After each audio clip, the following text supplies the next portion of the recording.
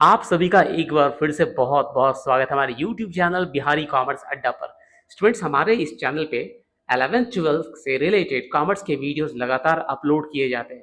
Students, मैं आप सभी को बताना चाहता हूँ कि अभी वर्तमान में जितने भी वीडियोस मैं लगातार अपलोड कर रहा हूँ, ये 12th बोर्ड एग्जामिनेशन से रिलेटेड है और 12th बोर्ड एग्जामिनेशन में आने की पूरी संभावना है। आज का जो टॉपिक है वो पार्टनरशिप अकाउंटिंग से रिलेटेड है। आज के वीडियो में मैं एक्सप्लेन करने वाला हूं what is admission of a partner, जिसको हिंदी में बोलते हैं एक नए साझेदार के प्रवेश से आप क्या समझते हैं। स्टूडेंट्स, हर एक टॉपिक को इंग्लिश और हिंदी दोनों ही भाषाओं में एक्सप्लेन करने की कोशिश करता हूं ताकि हिंदी और अंग्रेजी दोनों ही भाषाओं के स्टूडेंट्स को कोई दिक्कतों का सामना बिल्कुल ना करना पड़े। तो अब हम लोग समझते हैं, जैसा कि स्क्रीन पे आप लोग देख रहे होंगे, the admission of a new partner in a partnership refers to the process when an existing partnership decides to add a new person as a partner in the business। बोला, जो admission of a new partner का आशय एक नए साझेदार के प्रवेश का अर्थ यह होता है कि जब कोई पुराना साझेदारी संगठन, जो साझेदारी व्यवसाय पहले से चल रहा था, उनके पार्टनर्स किसी नए पार्टनर को उस व्यवसाय में जोड़ना चाहते हैं। This is typically done to bring in additional capital. Generally इसको ये जो किया जाता है, नए पार्टनर्स को जो जोड़ा जाता है, वो अतिरिक्त पूंजी के जुगाड़ के लिए, एडिशनल कैपिटल के लिए, और साथ ही साथ एक्सपैंड एंटरप्राइज और ग्रो द बिजनेस। मतलब कि अगर किसी बिजनेस को बड़ा करना है तो उस बिजनेस के पास एडिशनल कैपिटल की जरूरत पड़ेगी। तो एक्स्ट्रा कैपिटल अगर चाहिए या रिक्वायर्ड कैपिटल चाहिए तो फिर आप एडिशनल नए पार्टनर को जोड़ा जाता है किसी पुराने पार्टनरशिप फॉर्म में। और अगर नए पार्टनर को जोड़ते हैं तो एक मैन पावर भी बढ़ जाता है, एक एक्सपीरियंस भी बढ़ता है। तो ये तमाम सारे बेनिफिट्स होते हैं नए पार्टनर्स को जोड़ने से। आगे क्या है, की aspect of admitting a new partner. बोला, एक नए साझेदार को आप जोड़ते हैं तो उससे संबंधित कुछ महत्वपूर्ण पहलू होते हैं जिसको हम लोग समझेंगे कि नए पार्टनर को आखिर जोड़ते हैं तो क्यों जोड़ते हैं और नए पार्टनर के जोड़ने का क्या प्रभाव पड़ता है। तो कुछ एस्पेक्ट्स हैं admission of a new partner को, उसको हम लोग समझते हैं। तो reconstitution of partnership, when a new partner is admitted the existing partnership agreement changes and the partnership is reconstituted to the reflect the to reflect the new terms। बोला, जब किसी नए पार्टनर को जैसे आप एडमिशन लेते हैं वैसे ही पार्टनरशिप में रिकंस्टिट्यूशन हो जाता है, क्योंकि पार्टनरशिप के जो एग्रीमेंट है उसमें परिवर्तन आ जाता है। ठीक है, आगे की बात करें। नेक्स्ट है adjustment of a profit sharing ratio. तो जब नए पार्टनर का एडमिशन लिया जाता है तो प्रॉफिट शेयरिंग रेशियो में भी एडजस्टमेंट की आवश्यकता हो जाती है। कैसे? तो the profit sharing ratio changes to include the new profit sharing new partner. जब नए पार्टनर का एडमिशन लेंगे तो ऑब्वियस सी बात है कि पहले साझेदारों की संख्या कम थी और उन्हीं साझेदारों में प्रॉफिट शेयरिंग रेशियो के हिसाब से बंटवारा होता था, और साझेदार की संख्या बढ़ जाती है कब? जब किसी नए पार्टनर का एडमिशन लेते हैं तो उस फर्म में पार्टनर्स का संख्या बढ़ जाता है। तो फिर नया प्रॉफिट शेयरिंग नया पार्टनर, इट मीन्स जब नए पार्टनर के आने से नया प्रॉफिट शेयरिंग रेशियो डिसाइड होता है तो फिर प्रॉफिट शेयरिंग रेशियो को भी नए तरीके से कैलकुलेट करना पड़ता है। सैक्रिफाइसिंग रेशियो, गेनिंग रेशियो, तमाम सारी चीज़ों का एडजस्टमेंट करना पड़ता है। आगे देखिए, the existing partners may need to sacrifice a portion of their share which is known as the sacrificing ratio. तो जो एग्जिस्टिंग पार्टनर, जो पुराने पार्टनर हैं, वो अपने ही प्रॉफिट के हिस्से में से नए पार्टनर को प्रॉफिट का हिस्सा देते हैं, तो पुराने पार्टनर को सैक्रिफाइस करना पड़ता है। नेक्स्ट क्या है, गुडविल एडजस्टमेंट। तो जब नए पार्टनर का एडमिशन होता है तो गुडविल का भी एडजस्टमेंट करना होता है। ये देखते हैं, often the new partner is required to bring in a portion of goodwill to to compensate the existing partners for their sacrificing in profit share.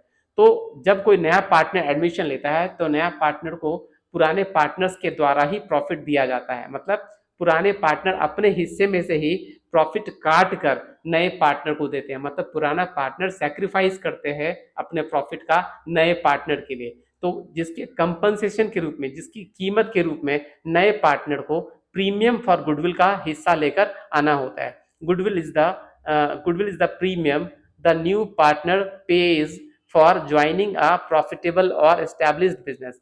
बोला, गुडविल एक ऐसा प्रीमियम है, एक ऐसा प्रीमियम की राशि है जो नए पार्टनर्स के द्वारा भुगतान किया जाता है, नए पार्टनर्स के द्वारा पे किया जाता है। कब? जब वो किसी एग्जिस्टिंग पार्टनरशिप फर्म को ज्वाइन करते हैं। तो जब जैसे ही कोई नया पार्टनर पुराने एग्जिस्टिंग पार्टनरशिप फर्म को ज्वाइन करता है तो उसको एक प्रीमियम अमाउंट गुडविल का पे करना पड़ता है, क्योंकि वो बिजनेस जो पहले से चल रहा था वो अब profitable in the sense profit mode में है। वो प्रारंभिक सारे संघर्ष जो प्राइमरी लेवल पर जितने स्ट्रगल होते हैं उसको झेल चुका है, तो वो बिजनेस अभी फिलहाल प्रॉफिट में चल रहा होगा ऐसा उम्मीद करते हैं। तो पुराने पार्टनर्स के द्वारा किए गए मेहनत से वो बिजनेस अब खड़ा हो चुका है, वहाँ कस्टमर्स अब रेगुलर वे में आते हैं। तो वहाँ जब कोई नया पार्टनर ज्वाइन करता है तो ज्वाइन करते ही उसको प्रॉफिट मिलना शुरू हो जाता है। इसी वजह से नए पार्टनर को एडमिशन के समय कैपिटल के अलावा प्रीमियम फॉर गुडविल का अमाउंट भी लाना पड़ता है। आगे की बात करो, capital contribution, the new partner usually brings in additional capital to support business growth which is added to the partners total capital. जब नया पार्टनर आते हैं तो कैपिटल का अमाउंट लाते हैं, जिसकी वजह से बिजनेस का टोटल कैपिटल बढ़ जाता है और बिजनेस को एक्सपैंड करने में मदद मिलता है।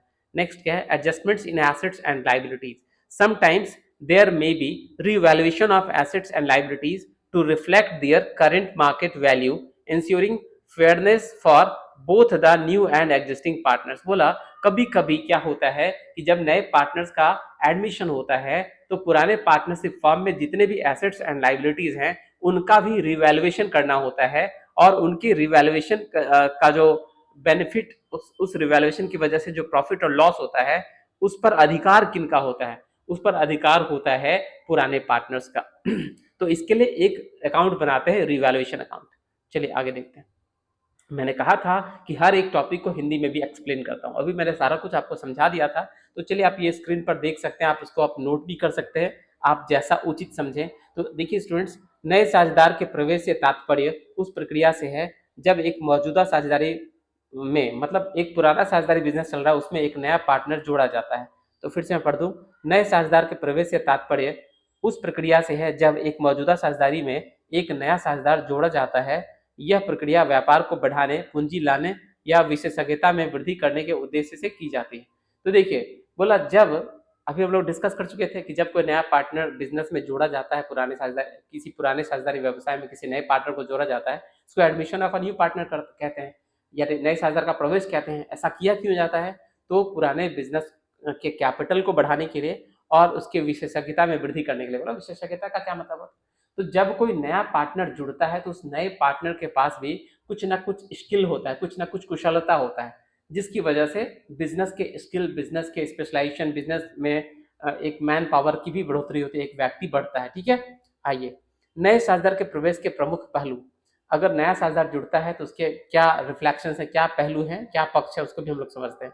सबसे पहला, साझेदारी का पुनर्गठन। जब कोई नया पार्टनर ज्वाइन करता है तो साझेदारी का पुनर्गठन हो जाता है। किस तरीके से, जब नया साझेदार प्रवेश करता है तो मौजूदा साझेदारी समझौता बदल जाता है और साझेदारी को नए साझेदार के हिसाब से फिर से व्यवस्थित किया जाता है। तो जैसे नया पार्टनर एडमिशन लेगा तो पुराने एग्रीमेंट में बदलाव आ जाएगा और जिसकी वजह से क्या हो जाएगा, पुनर्गठन हो जाएगा, मतलब रिकंस्टिट्यूशन हो जाएगा। सेकंड पहलू क्या है, लाभ हानि वितरण अनुपात में परिवर्तन।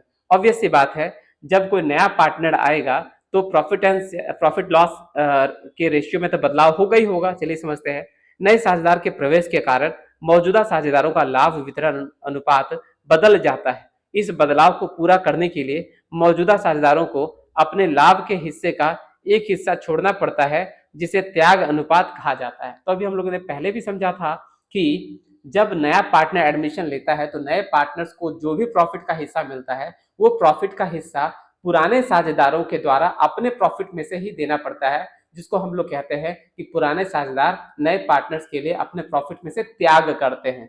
चलिए आगे देखते हैं। गुडविल का समायोजन क्या है, ये एक नए साझेदार को व्यापार में प्रवेश करने के लिए अक्सर गुडविल का एक हिस्सा लाना पड़ता है। यह मौजूदा साझेदारों को उनके लाभ हिस्से में कमी के बदले मुआवजा देने के लिए मुआवजा के रूप में देना होता है।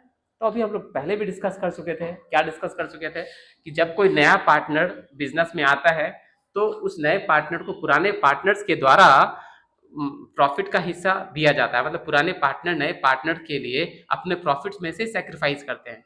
बोला इसी के कीमत के रूप में नए पार्टनर को प्रीमियम फॉर गुडविल का अमाउंट बिजनेस में लेकर आना होता है। नेक्स्ट है पूंजी का योगदान। नया साझेदार आमतौर पर व्यापार को बढ़ावा देने के लिए अतिरिक्त पूंजी लाता है जो साझेदारी की कुल पूंजी में जोड़ी जाती है। तो नया पार्टनर जब भी आएगा तो कैपिटल का अमाउंट लेकर आएगा और नए पार्टनर्स के द्वारा लाए गए कैपिटल की वजह से पुराने नए नए पार्टनर के द्वारा लाए गए कैपिटल की वजह से उस बिजनेस के टोटल कैपिटल में बढ़ोतरी होती है। नेक्स्ट क्या, संपत्तियों और देनदारियों का समायोजन। बोला संपत्तियों और देनदारियों का मतलब है एसेट्स एंड लायबिलिटीज का एडजस्टमेंट। कभी कभी व्यापार की संपत्तियों और देनदारियों का पुनर्मूल्यांकन किया जाता है ताकि सभी साझेदारों के लिए समानता सुनिश्चित की जा सके।